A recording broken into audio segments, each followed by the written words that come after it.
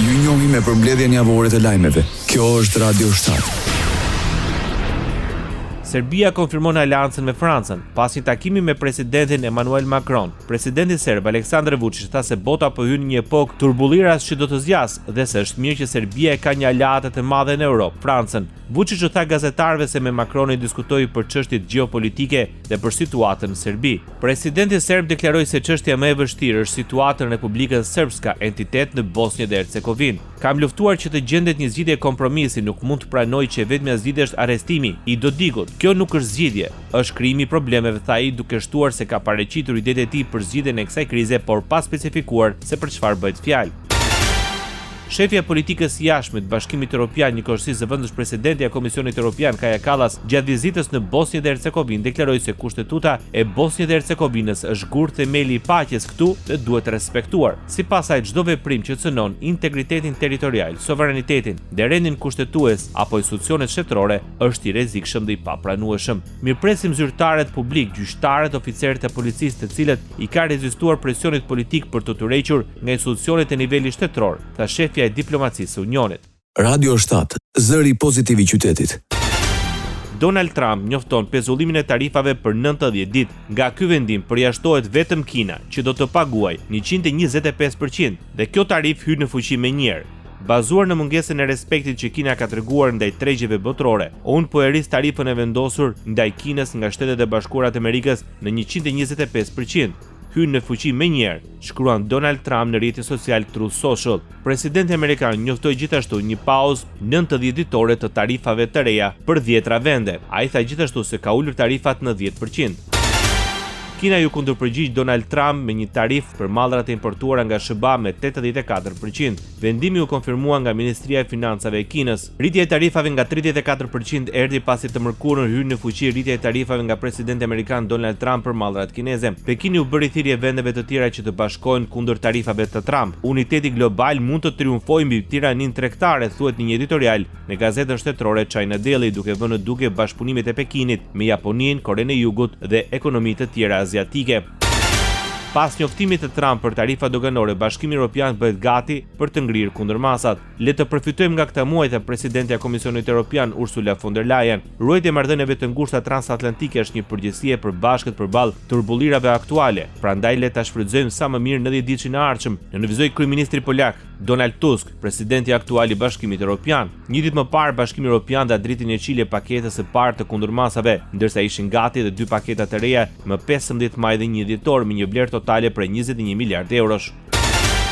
Liderët e Bashkimit Evropian do të shqyrtojnë vendosjen e tarifave për 25% ndaj një seri importesh nga Shtetet e Bashkuara përfshirë çelikur, rroba dhe ushqimet, por jo ndaj pijeve alkolike. Ky veprim vjen pas vendimit të presidentit amerikan Donald Trump për të vendosur tarifa ndaj importeve nga Bashkimi Evropian. Zyrtarët e Unionit kanë deklaruar se opsioni i tyre i preferuar është një marrëveshje tregtare me Washingtonin që heq bariera tregtare e jo që i shton ato. Propozimet e Bashkimit Evropian përfshin 4 faza tarifash. Faza e parë, që hyn në fuqi më 15 prill, përfshin një tarif shtesë për 25% ndaj perimeve, drithrave, duanit, disa automjeteve dhe elektronikës. Po ashtu mund të ketë një tarif për 10% ndaj lodrave dhe lojrave. Faza e dytë është paraparë për 16 maj. Ajo përfshin tarifa ndaj më shumë llojeve të automjeteve, ekurit dhe çelikut të përdorur në ndërtimtari, kafshëve të gjalla dhe mishit, pijeve jo alkolike dhe veprave të artit. Dhe së fundmi është paraparë vendosja e tarifave ndaj arrave dhe sojës që nga dhjetori.